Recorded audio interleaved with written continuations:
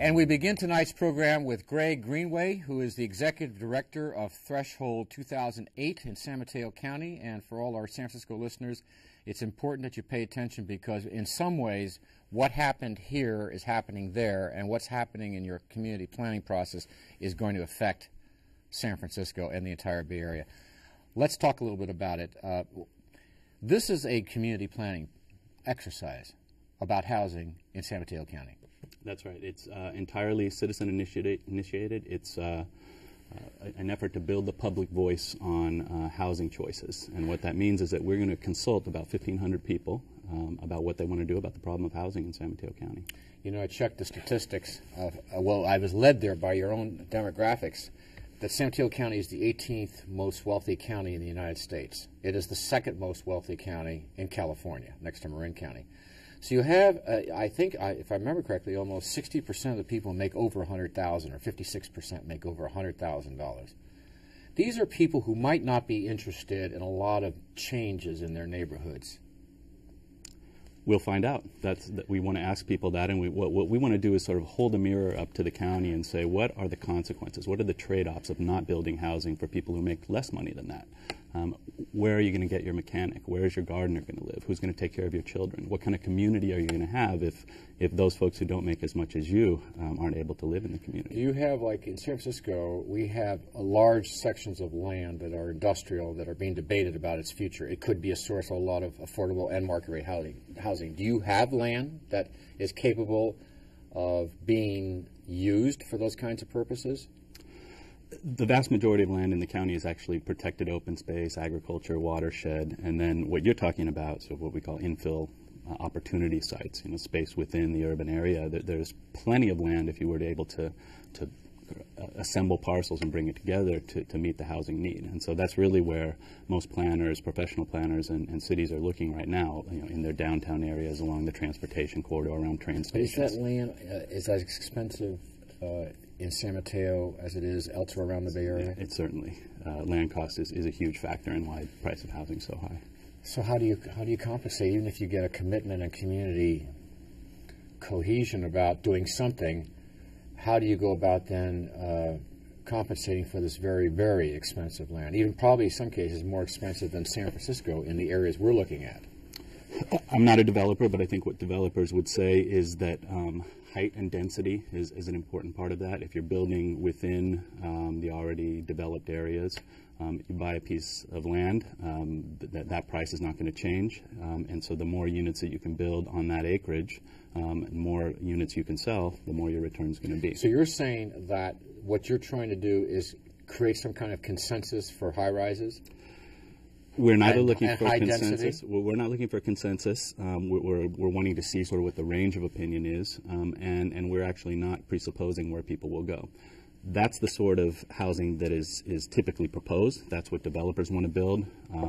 If you can't build in the protected open space, the only option really is don't build or build in the already developed areas. I don't remember, if I remember, are there any real transit-based high-rises down the peninsula? I don't remember seeing any. High-rise is a dirty word. It is, isn't it? It's worse than in San Francisco and even, for that matter, Oakland right now.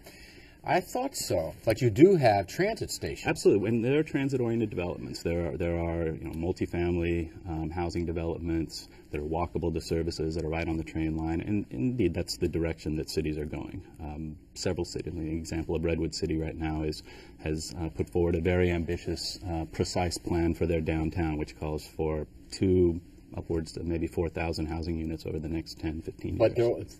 But they're low-rise. They're not in high-rises. In that case, it depends what you define as high-rise. In the county, in a lot of places, anything more than 4 or 5 stories is considered to be a high-rise. And so in the case of Redwood City, you may see. Is that within your study area, Redwood City? Sure. Yeah. It's the entire San Mateo County. Yes. And the largest city, I guess, is Daly City. Yes. How is the attitude? And of course, Daly City has such a strong relationship with San Francisco, right? Is there an acceptance there that higher density, maybe even higher height buildings would be acceptable around transit, some of the transit routes around BART station there? Absolutely. I don't know Daly City particularly well, but there's certainly that sort of thinking in developing sort of nice communities around the transit line. I mean, Daly City is a case where there's a lot of housing development. I mean, there's already much housing in Daly City, and really what the problem is that a number of other cities that might have opportunities to build housing haven't found the public support to do so. Okay, so what you're saying? This is not a city or county institution. This Threshold 2008 entirely private citizen based. But who's funding it? It's funded primarily by four large philanthropic foundations: the Kellogg Foundation, Packard Foundation, the Silicon Valley Community Foundation, and Open Square Foundation. And what's their mission for you, or what did you present to them as your mission for them to fund it?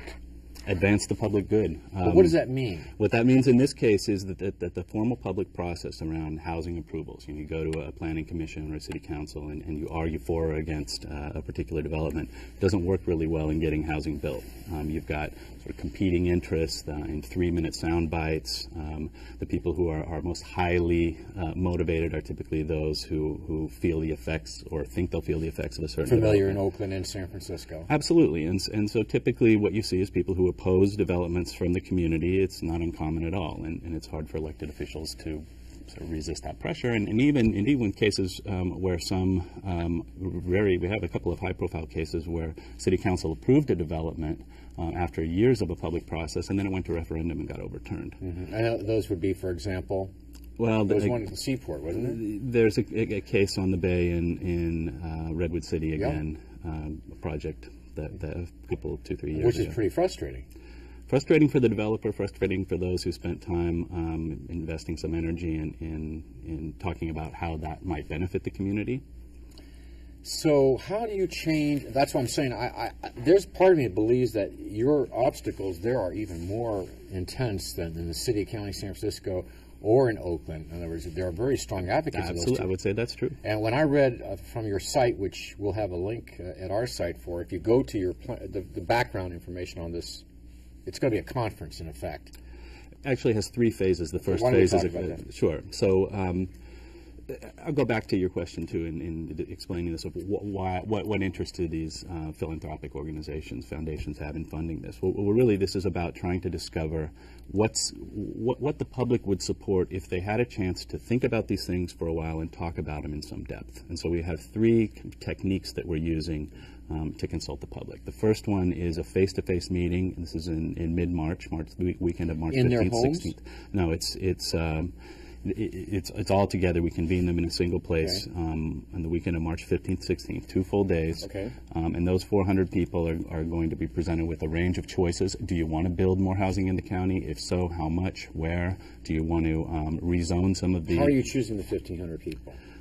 In the first phase, the 400 face-to-face, it's a scientific random sample. So those people have to be selected at random so that it's a demographically representative cross-section of the population. It's really so you have this face-to-face, then what's phase 2? Phase 2 is an online dialogue with about 1,000 people, and in that case, people can opt in. Anyone can sign up. We'll be doing a lot of outreach, particularly to communities that typically aren't represented online. in these sorts of things online.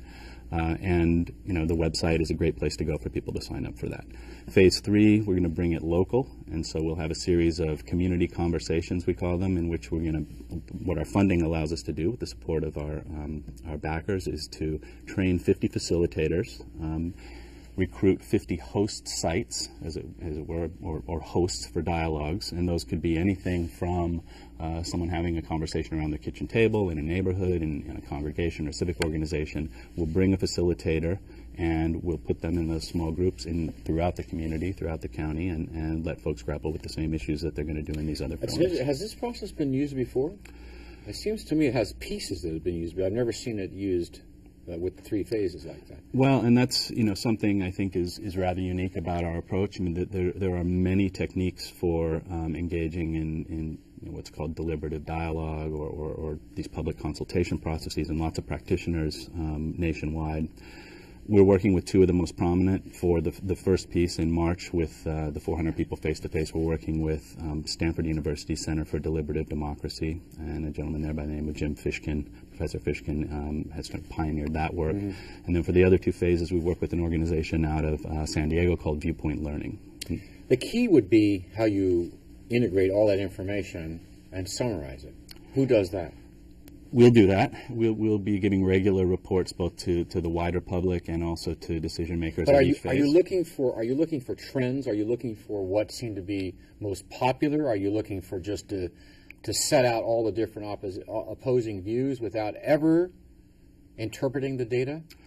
Well, we'll certainly interpret it. In the first phase, one of the elements of Professor Fishkin's approach is that in recruiting the 400 people at random, they're asked on the phone a pretty lengthy questionnaire about their views on various housing issues, and then you ask them the same set of questions at the end of the weekend to see in what ways that discussion that they've had and that 2 days in thinking about the issue has influenced their thinking. But how do you get past the fact that you can go through this process and learn a great deal? But the same thing can happen as happened in the Seaport plan in Redwood City, and the developer I know well, a tireless person, and you go through that process, and we've seen that here in San Francisco, 2-3 years of community planning, and in the end, if a group is strong enough, they can stop at either at the council, in your case, board of supervisors, here, the mayor's office, whatever. There's ways for people to sabotage projects if they really want to. How does what you're doing prevent that from happening again in San Mateo County?